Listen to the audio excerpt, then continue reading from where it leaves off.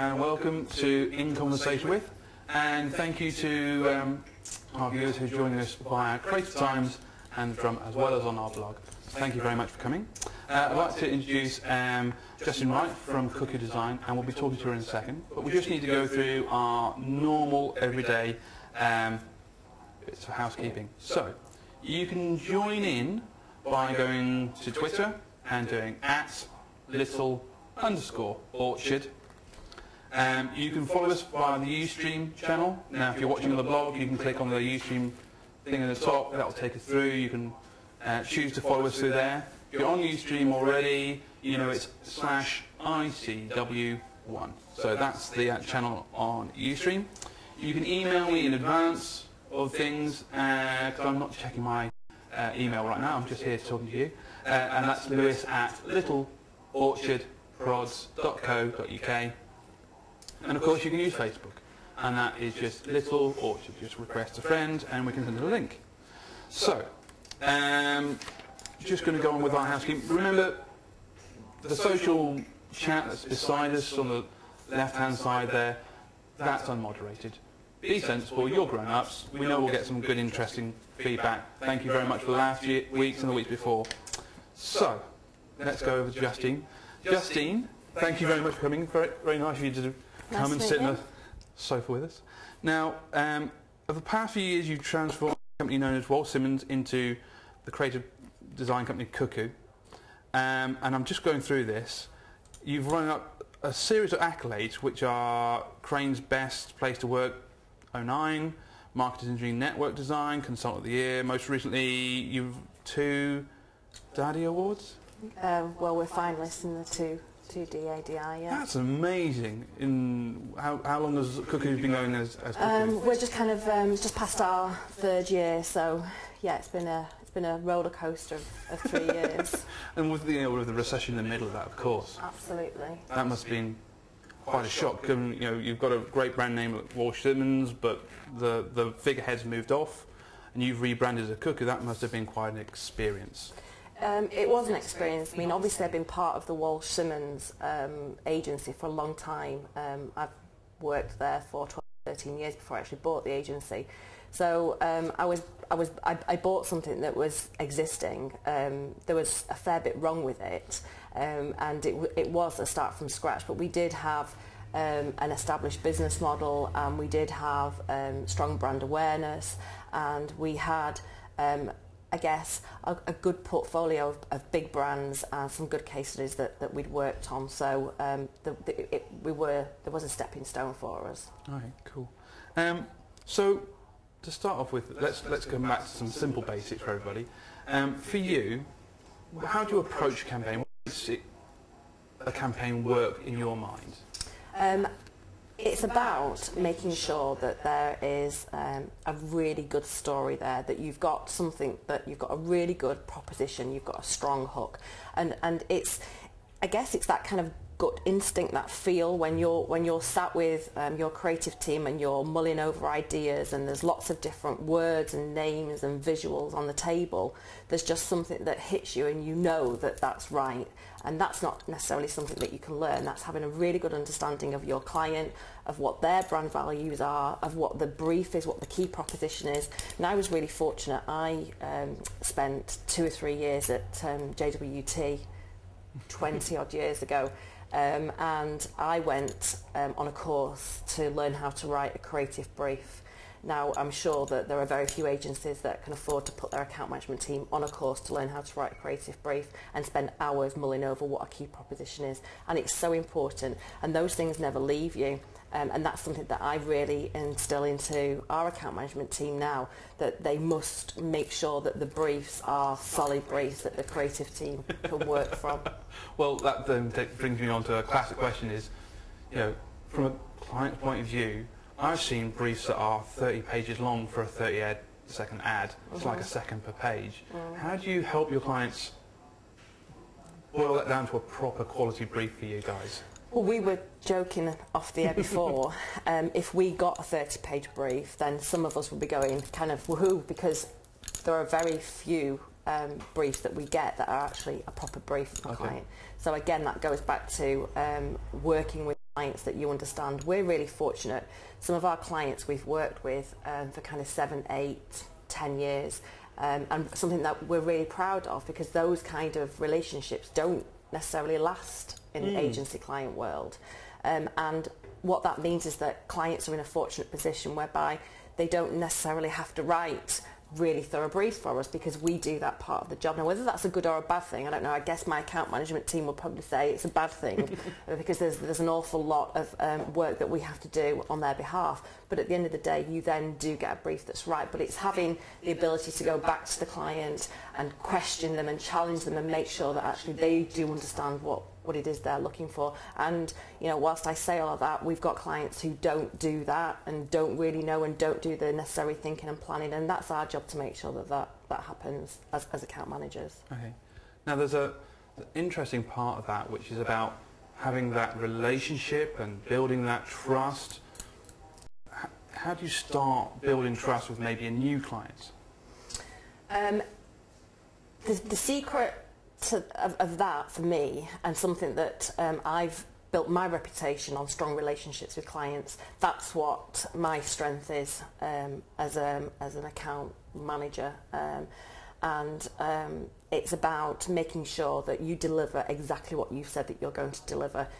Clear communication is the absolute essential part of that. So respond to every client question, email, text now. You know, clients you're never away from it, are you? Yeah. But respond, tell them exactly what you're going to do, when you're going to do it by, and make sure that you do it. That doesn't necessarily mean saying yes all the time. That means telling them what bit of what they've asked for they will get.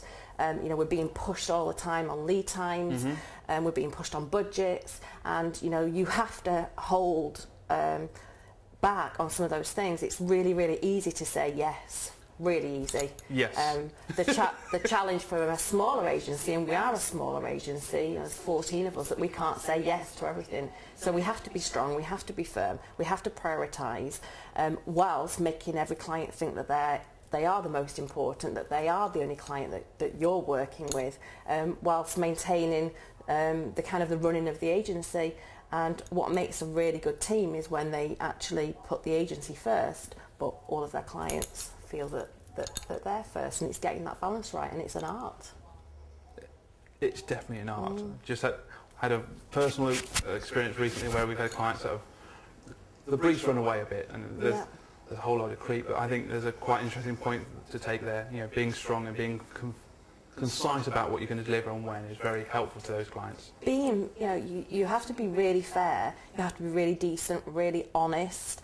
And if you're consistently honest and fair, then the clients will trust you, and they will allow you to say no, or not possible, or you can't have it for that amount of money, we can't do it for that budget. What you can have is this. You know, never go back with a problem, always go back with a solution. And you know, I kind of say that to my team as well. Don't really come with a problem. Tell me the problem, but as long as there's a solution as well, and that's all clients want.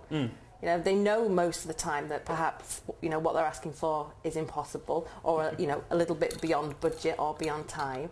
But just give them an alternative, and usually you'll find that they're happy with that. Okay.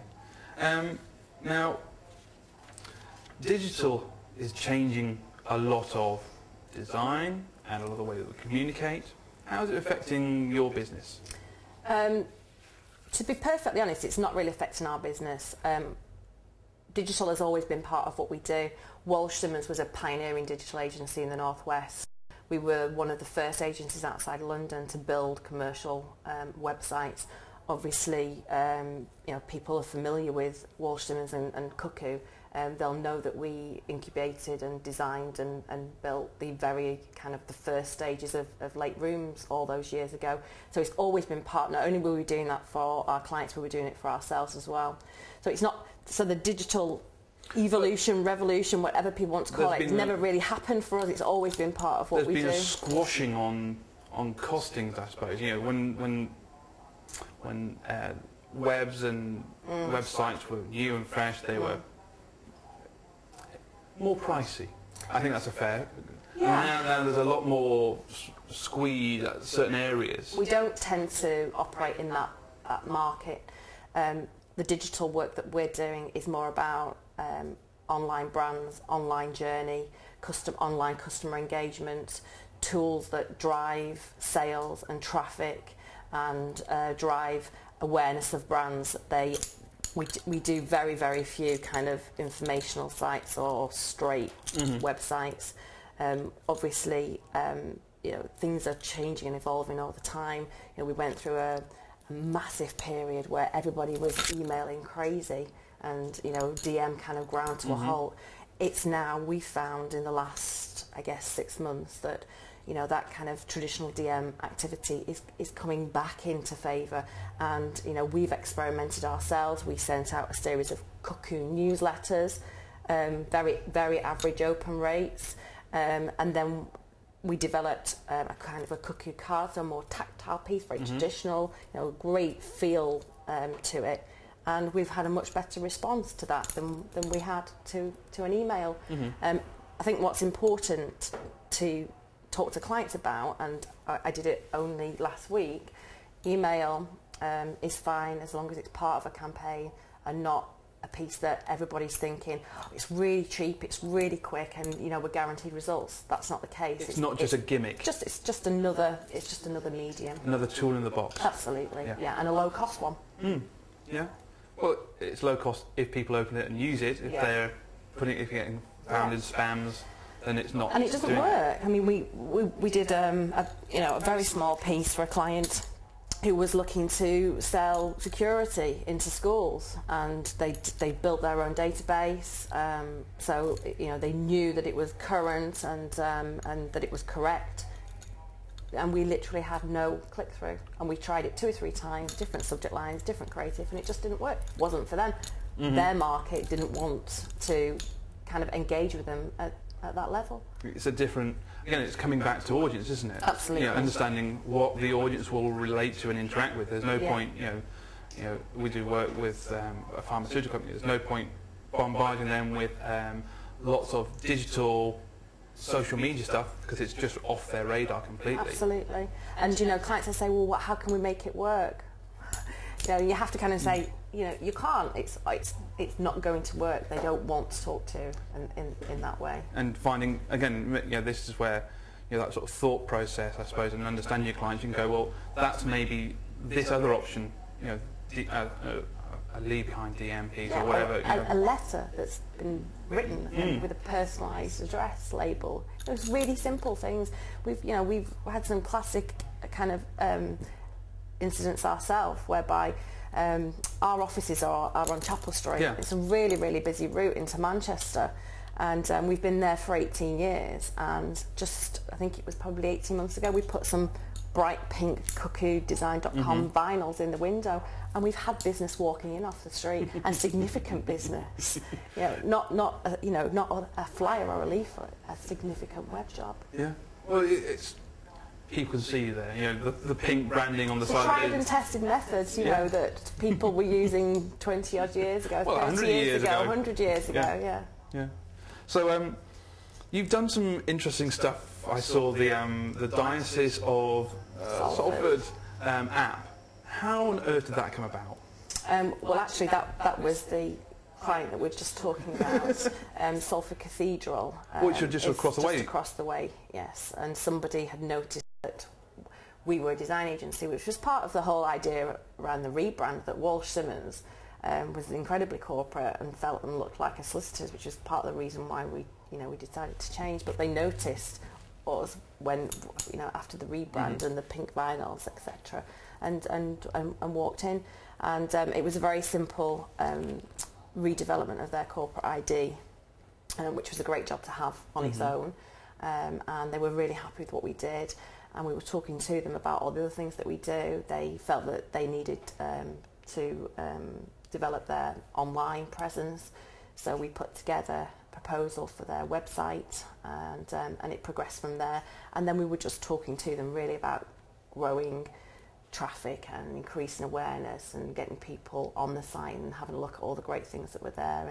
and the mobile phone app came up as a great tool, and we knew that it would capture the press's imagination as well, which it did. It really tore through it. Absolutely, yeah. It's a phenomenal piece, in its own right, a newsworthy story that just was quite interesting. And I bumped into someone when I was down in London recently and had this sort of conversation about, oh, have you heard about these priests who've got their own app? It was quite an amusing sort of little conversation, and it works. It just builds up that chat, conversation, and good ideas. Yes, absolutely.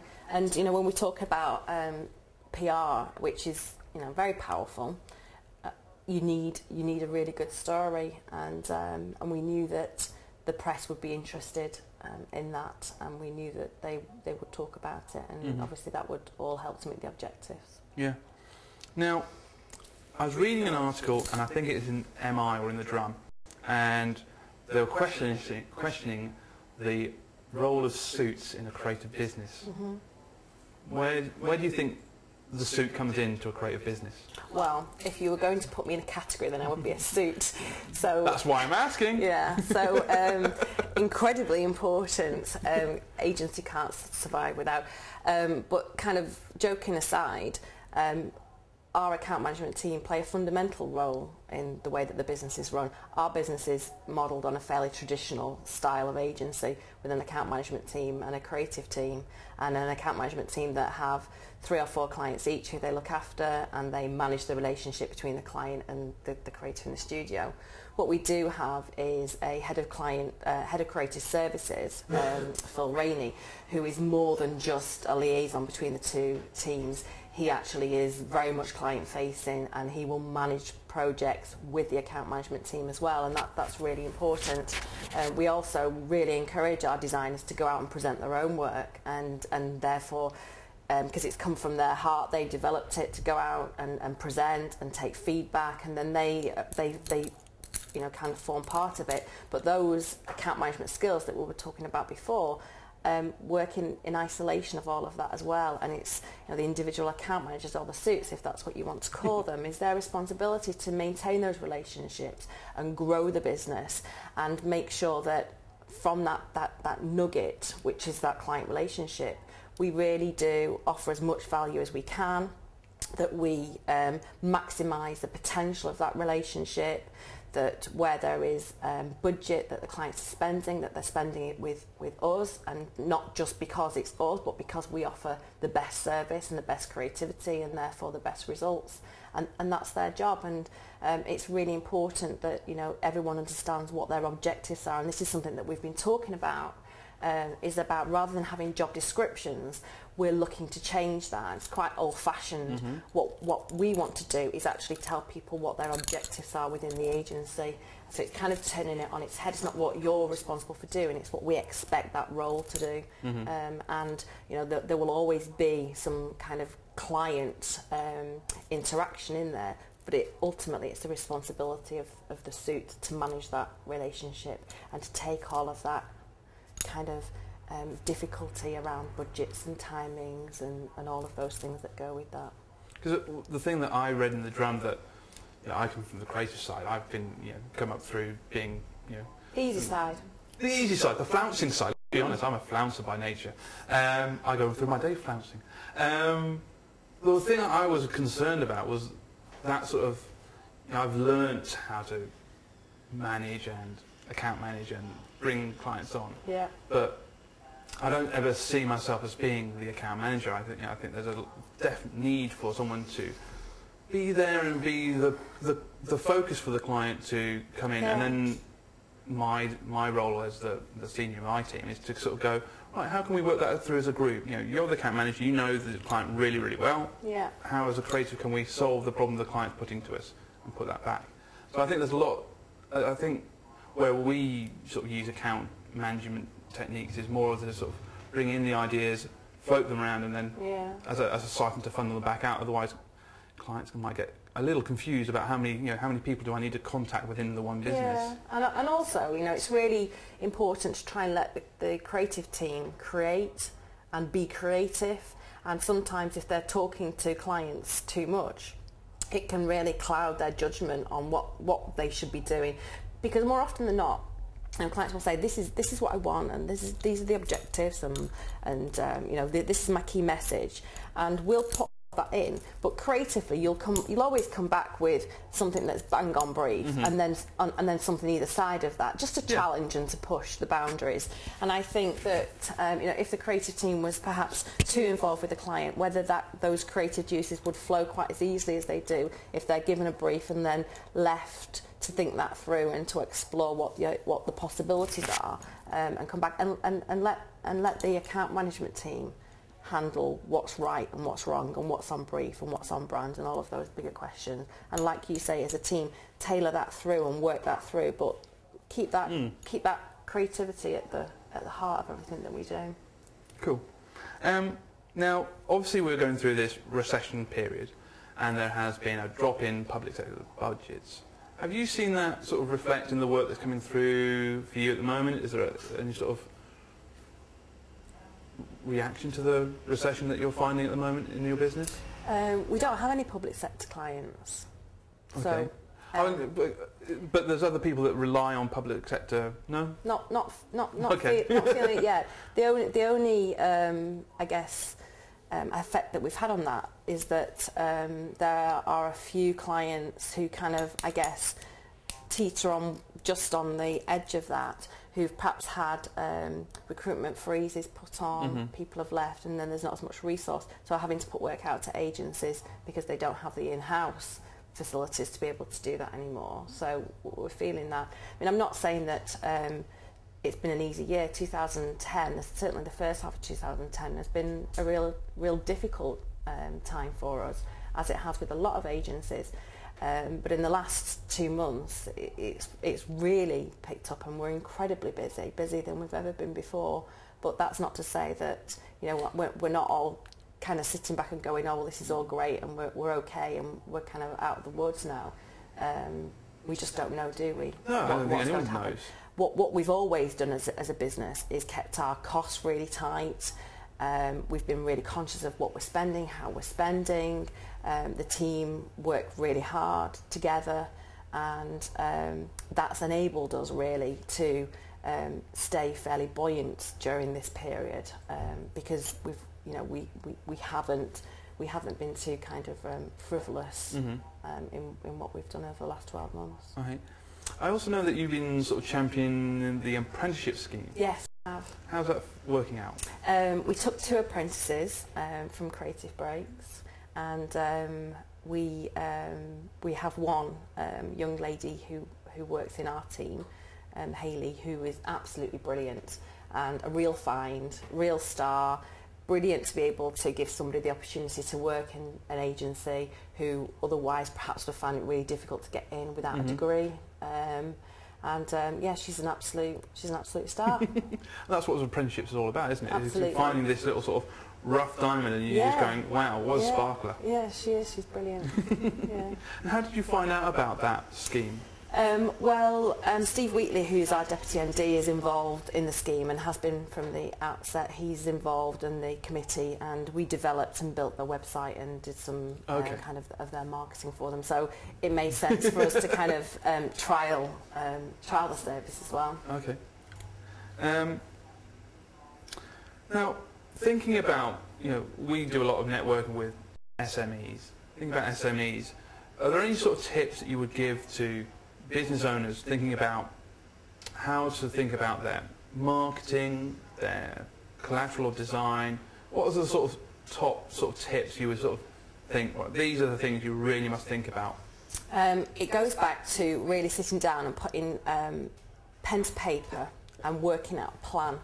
Everybody needs to have some kind of business plan. It doesn't have to be elaborate, and it certainly doesn't have to be 40 pages plus. It just needs to be a plan to say, this is what my business is, this is who my audience is, these are the people that I need to talk to, this is how much I can sell my product for, this is the area that I operate in. So you understand what you're doing as a business. And then in terms of marketing, it's taking all of these audiences and working out how's the best way of getting to them. So is that to put big posters in your window? Is it to have a website? Is it to stand on the street and hand leaflets out? I mean, it's real basic art of communication. It doesn't have to be really, really expensive, and it's prioritising. So one bit at a time. There's a big picture, but break it down into bite-sized chunks and work on things that you can do this week, next week, and the week after, rather than trying to do everything in one go. I think that's where you find some business owners thinking, I've got to do all of this. There's so much to do. What do I do? And they're trying to do a little bit of everything all at once. Yeah. And I think when we started, we concentrate on just getting some very nice direct clients, and building up from there, getting a good reel together, and building up and adding on and adding on. And talk to everybody you know. Be amazed where you can get business from. If you talk to everybody in your family and all your kind of first layer of friends, and then their next layer of friends, you'd be amazed at who actually needs what you're doing, and build it up from there. You were recently a finalist in the Inspiring Women Awards. How important is it for you to get acknowledged and rewarded for the stuff that you're doing? As a woman? Yeah. I've been lucky. We've had Jolia, Nikki Unsworth in. We've had a good mix of male and females on the show. It's really nice to be rewarded and recognised as a person. Whether that makes a massive difference that I'm being recognised because I'm a woman, there are quite a few of these different awards and recognitions for women in business, and you don't see very many for men in business. But is that because they always win the slightly bigger awards? I'm not sure. What it does allow you to do is celebrate the business. It's a really good way of creating some PR for the agency, and obviously it's very nice on a personal level to be recognised for what you do. I think there are challenges for women, particularly working mums, and I have a daughter, and that is difficult to be a great mum and run a business and do that to the best of your ability. That can be very difficult, and so it's nice and recognised. Whether it's just because I'm a woman, I'm not. You're not sure. Yeah. Okay. I know we're starting to run out of time, so we know that we have a section of people who are new entrants who are looking to get in. Obviously, the apprenticeship scheme is a good way to get in. What other sort of ways, if you were looking to recruit someone in your team, what sort of attributes would stand out for you? What are you looking for? I'm looking for somebody who knows what they want, so understands what job that they want to do, and understands who it is they're going to be interviewed by. When we went through all our recent interviews for the apprentice scheme, it was horrifying to see some of the people who came through who didn't actually know even what Cuckoo was. Okay, it's a website. No. So do some research and understand what it is you want to do and where you want to do it. Build up some good experience, and it doesn't necessarily have to be relevant experience, but working as a waitress or working in a pub, make that relevant. So talk about how you deal with customers and how you deal with problems. So even though it's not directly about working in the industry, relate it to situations that you might deal with, and be prepared. Have some questions, have some relevant questions. I had a classic from one of the people who I interviewed, who when I said, do you have any questions, they asked me how they get home. Oh, okay. Which oh dear. Yeah, so be prepared. Okay. Are there any final tips you'd like to give to businesses about preparing to work with agencies such as yourselves, about how they can go about preparing themselves so they're ready? Absolutely. I mean, we've talked about this before, and it's a subject that will come up time and time again when you're talking to agencies, but understand what the brief is, know what your objectives are, know what you want to achieve, know who you want to talk to, and know how much money you can spend, know what your budget is, and be really clear and be really open, and don't go into the relationship with an agency thinking that they are just a supplier. It's about sharing It's about going into it in a partnership so that you're both working to the same objectives. The best work that comes out of our agency is for those clients that we have a really good relationship with, and that we work together with, and that we share information, and that we can discuss results and we can discuss achievements on a really open level. And it's not about being dictated to, and it's not about saying, you know, you did that or you didn't do that. That just, it doesn't work. It doesn't work for us, and I'm sure it doesn't work for a lot of agencies. Okay. Now, we keep on saying the word brief over and over again, and for those companies who may get the wrong idea of what a brief is, I'm quite happy to get a brief that is literally 10 lines. For some of the stuff that we do, that's lovely. As long as I've had, and also go and have a look at this background material as well, so I've got that flow of stuff. What elements do you want to see in your brief? We need to know what it is you actually want. So is it a press campaign? Is it a TV campaign? Is it DM? Is it a digital campaign? What are the objectives? What do you want the campaign to achieve? Who is it you're talking to? So describe your audience. How do they look? How do they feel? How do they operate? And I guess crucially, what's the key message? And this is something that's probably quite hard to do, but if your audience, if your prospect, if your customer was to take one thing out of that campaign, what would it be? And it really needs to be one thing, not and. It needs to be one. And usually you can try and distill it down to that. Yes, I know when I was at MEN working on Channel M, we used to have classic clients who go, well, I want the phone number on, and I want the other phone number on, and I want the email address, and I want the other email address, and I want the website address. It's like 5 things at the end of a 30-second ad. Well, they're not going to do any of them. You know, the problem is you ask people to make a choice. They don't make a choice at all. No. And that's where a lot of people will fall through a crack. So we're making one statement very, very strongly, and one contact point obviously works really well. And that boils down to this trust. Yes. That a client has to have with their agency. Absolutely. Well, I'm just being told we're out of time. So, Justine, thank you very much for coming in. It's been lovely. You're welcome. Okay. Just before we sign off, just to give you some other dates for your diaries, we have Guy Levine coming in from Return on Digital. He'll be here on the 5th of October. Les Selby, who is the founder of Wire City, so if you want to get the best out of your networking and build up those contacts we've just been talking about that will help you win business, that's on the 19th of October. We have Dave Adams from Savvy Partnerships. Savvy are the type of people who help write those marketing strategies. They're on the 30th of November.